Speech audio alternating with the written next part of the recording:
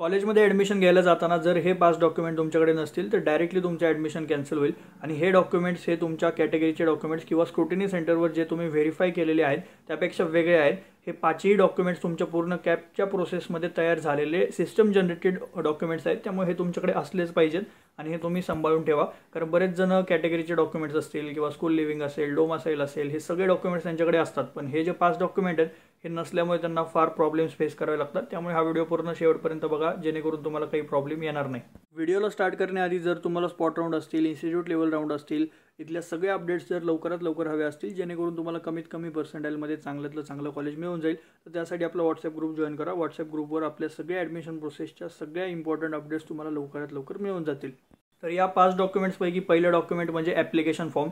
Application form हा जेव्हा तुम्ही कॅप राऊंडसाठी रजिस्ट्रेशन करता त्यावेळेला जनरेट होतो आणि त्यामध्ये जे काही तुम्ही तुमची इन्फॉर्मेशन भरलेली असते ती तिथे दिसते आणि जे डॉक्युमेंट्स तुम्ही म्हणजे आता कॅटेगरीचे डॉक्युमेंट्स असतील, डोमासाईल असेल, जे काही तुम्ही रिक्वायर्ड डॉक्युमेंट्स तिथे सबमिट केलेले आहेत तर त्यासाठी तिथे तुम्हाला व्हेरिफिकेशन करावे लागते आणि त्यासाठी हे पहिला जो तुमचा फॉर्म आहे तो ॲप्लिकेशन फॉर्म जनरेट होतो। आता तो कसा दिसतो तर इथे आपण बघतोय, हा आहे तुमचा ॲप्लिकेशन फॉर्म। इथे तुम्ही जी तुमची इन्फॉर्मेशन फिल केलेली आहे ती दिसेल। मग त्यानंतर जे डॉक्युमेंट्स तुम्हाला व्हेरीफाय करायचे आहेत रिक्वायर्ड म्हणजेच फॅसिलिटेशन सेंटर म्हणजे स्क्रुटिनी सेंटरला, तर ते डॉक्युमेंट तुम्हाला इथे दिसणार आहेत। आता त्या व्यतिरिक्त खाली तुमची सही वगैरे असेल आणि तुमचा फोटो देखील इथे असणार आहे।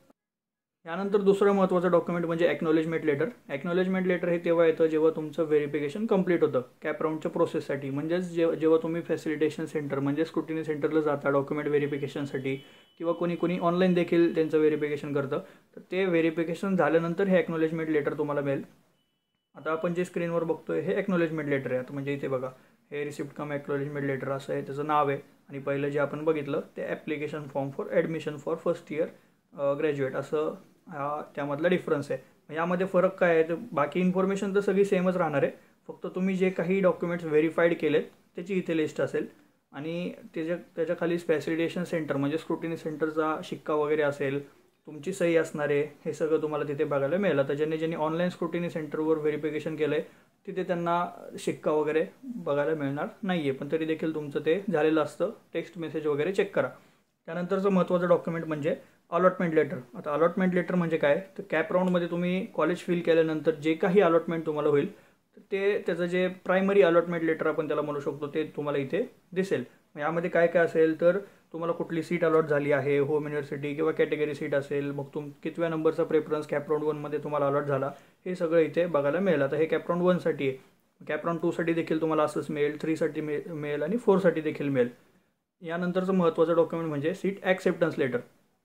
सीट ॲक्सेप्टन्स लेटरमध्ये जेव्हा तुम्ही 1000 रुपये पेड करता आणि बेटरमेंट असेल, फ्रीज असेल, जो काही ऑप्शन तुम्ही सिलेक्ट केलेला आहे ती सगळी प्रोसेस झाल्यानंतर तुम्हाला सीट ॲक्सेप्टन्स लेटर मिळते।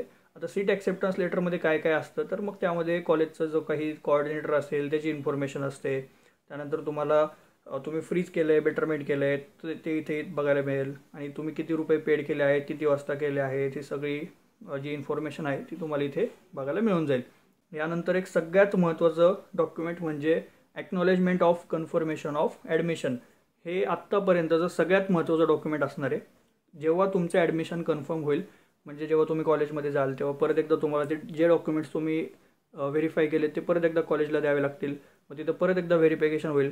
त्यानंतर OTP वगैरे तुमच्या मोबाईलवर येईल आणि तुमची जी इन्फॉर्मेशन आहे ती CT सेलला पाठवली जाईल की हा विद्यार्थी आमच्या कॉलेजमध्ये ॲडमिट झालेला आहे। मग त्यानंतर हे डॉक्युमेंट जनरेट होतं आणि त्याला आपण म्हणतो ॲक्नॉलेजमेंट लेटर। पहिलं जे ॲक्नॉलेजमेंट लेटर होतं ते कॅप राऊंडसाठी होतं आणि हे कन्फर्मेशन म्हणजे ॲडमिशन झाल्यावर तुम्हाला हे ॲक्नॉलेजमेंट लेटर मिळणार आहे।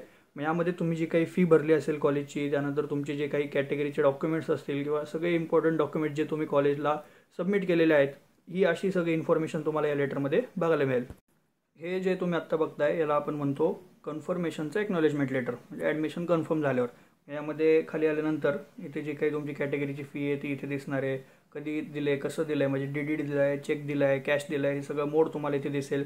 जे काही डॉक्युमेंट्स तुम्ही कॉलेजमध्ये सबमिट केलेत हे तुम्हाला इथे दिसणार आहे। अंडरटेकिंग असेल खाली, सगळे कॉलेजचे रूल वगैरे तुम्हाला फॉलो करायचे आहेत, मग त्यानंतर खाली साईन असेल आणि त्या कॉलेजचा स्टॅम्प असेल, असं सगळं तुम्हाला या लेटरवर बघायला मिळेल। आणि हे लेटर एवढं महत्त्वाचं काय आहे तर जेव्हा तुम्ही second year, third year, fourth इयरला पण त्या कॉलेजमध्ये ॲडमिशन घ्यायला जाल तेव्हा तुम्हाला हे ॲक्नॉलेजमेंट लेटर लागणारच आहे. हे जर तुमच्याकडे नसेल तर ते ॲडमिशन कॅन्सल पण होऊ शकतं. त्यामुळे हे फार महत्त्वाचं डॉक्युमेंट आहे. आणि आपण मागे जेवढे डॉक्युमेंट बघितले ते पण तेवढेच महत्त्वाचे डॉक्युमेंट्स आहेत. ते पण तुम्हाला कॉलेजच्या ॲडमिशनच्या वेळेला लागणार आहेत. याचबरोबरीने तुमचा CETचा रिझल्ट असेल किंवा CETला एक्झामिनेशनला जाताना तुमचा रिसीट असेल किंवा त्यानंतर जो काही तुम्ही ऑप्शन फॉर्म भरताय तो ऑप्शन फॉर्म असेल, CETच्या वेळेला जेव्हा तुम्ही रजिस्ट्रेशन केलं ते रजिस्ट्रेशन केलेलं फॉर्म असेल, हे सगळे डॉक्युमेंट्स तुम्हाला लागतात. पण हे जे आत्ता मी 5 डॉक्युमेंट्स सांगितले हे मॅन्डेटरीच आहेत आणि हे तुम्हाला पुढे लागतीलच. आणि या ॲक्नॉलेजमेंट लेटरनंतर तुम्हाला एकही डॉक्युमेंट लागणार नाही आहे किंवा यानंतर काही प्रोसेस उरणारच नाही. इथून पुढे तुमचं सगळं प्रोसेस आहे ती कंप्लीट झालेली असेल आणि डायरेक्टली तुम्ही कॉलेजमध्ये अटेंड करायला तुम्ही स्टार्ट केलं तरी काही प्रॉब्लेम येणार नाही. म्हणजे इथंपर्यंत आल्यावर तुमची सगळी ॲडमिशनची प्रोसेस एंड होणार आहे. तर आता जर कुणाचं जर असं म्हणणं असेल की आमच्याकडे रिझल्ट नाही आहे किंवा आमच्याकडे हे ॲक्नॉलेजमेंट लेटर नाही आहे, काय नाही आहे, तर तुम्ही इथे तुमच्या लॉगिनमध्ये लेफ्ट साईडला खाली आल्यानंतर इथं तुम्हाला ॲप्लिकेशन फॉर्म डाउनलोड करता येईल, ॲक्नॉलेजमेंट लेटर डाउनलोड करता येईल किंवा जे काही लेटर आहेत तो तुम्हाला इथून डायरेक्टली डाउनलोड करता येतील. त्याचबरोबरीने तुमचा स्कोर कार्डचा रिझल्ट देखील इथे तुम्हाला बघायला मिळेल. इथून तुम्ही स्कोर कार्ड देखील तुमचा डाउनलोड करू शकता. हे होते सगळे महत्त्वाचे 5 डॉक्युमेंट जे तुमच्या कॅटेगरीच्या आणि बाकीच्या डॉक्युमेंट्सपेक्षा वेगळे आहेत आणि हे तुम्हाला नक्कीच जपून ठेवायचे. आणि अशा सगळ्या महत्त्वाच्या अपडेट्ससाठी आपल्या व्हॉट्सअप ग्रुपला जॉईन करा. या व्हिडिओच्या डिस्क्रिप्शन बॉक्समध्ये आपण व्हॉट्सअप ग्रुपची लिंक दिलेली आहे. पुढे स्पॉट राऊंड असतील, इन्स्टिट्यूट लेवल राऊंड असतील किंवा पूर्ण ॲडमिशन प्रोसेसमध्ये ज्या काही महत्त्वाच्या गोष्टी आहेत ते तुम्हाला तिथे ग्रुपमध्ये बघायला मिळतील.